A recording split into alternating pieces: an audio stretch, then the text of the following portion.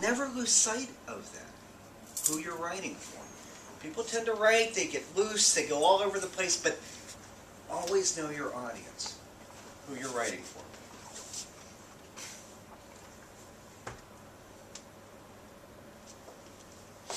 Because the essay is one of two criteria that you have complete control over in this whole process. Everything else you don't. So what's the one criterion? The application itself. You go online, you fill out the paper form, whatever. You have control on how you complete that. The thoroughness, the legibility. The other is the essay. You don't have any control over the letter of recommendation. You have no control over the transcript. What you've done is done. You take an SAT score, you take it. You can't manipulate it, but you can control what you do in an essay. So be conscious of that, who you're writing for and what you're going to do. Why? Because you are more than marks. You're more than scores, you're more than grades. But guess what? So are all those other applicants. And many times for schools like those 8 Ivy Leagues and more competitive schools, all those applicants have straight A averages, 4.0 GPAs. I mean, like the whole applicant pool. So how do these schools separate one applicant from the other?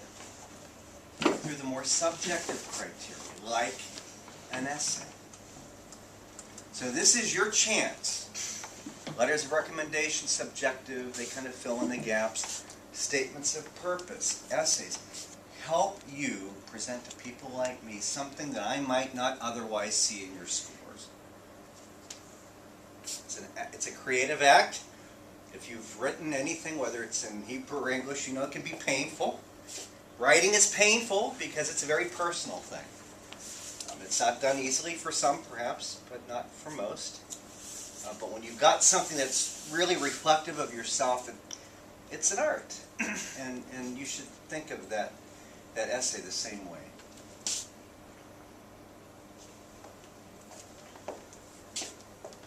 Because the application's too short. Because you're more than those marks. Because there's not enough places in the rest of that process to let us know who you are. You want to be unique. You want to be able to tell your story. And this is your chance to do it. That last point, you need to demonstrate logic and coherence. I mean, this isn't an English proficiency test. We'll talk about what essays don't do. But we want to see that you can put on paper, in a coherent, logical way, what's in your head. You know, can you start with a premise? Can you elaborate in details? Can you bring it to a closure? And can you engage the reader in something that you want me to experience? What is it that you want me to experience? That's a great essay, when you engage the reader. We'll talk more about that. So what will the essay not do? So it's not going to measure your English language proficiency. Right? It's not a TOEFL or an IELTS test. It's not going to get you accepted if your grades are mediocre or poor. Other things being equal, if you're academically prepared, the essay will help you quite a bit. It's not a basis for bragging, name dropping, saying who you know, where you've been. I have a colleague at a school in Texas who has 3 or 4 letters from presidents of the United States. Letters of recommendation. Senators, they don't go in the garbage can, but they do go in a special file that basically means irrelevant, because they are, irrelevant. It's nice to get a letter from Barack Obama, but very few people really know someone like that.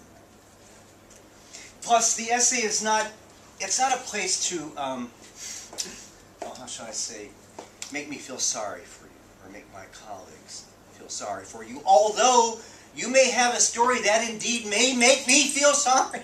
I may be engaged so much and relate that it will be heartfelt and wrenching, but that in itself will not get you accepted. So just clear out all these misconceptions on what you might be thinking an essay can or can't do.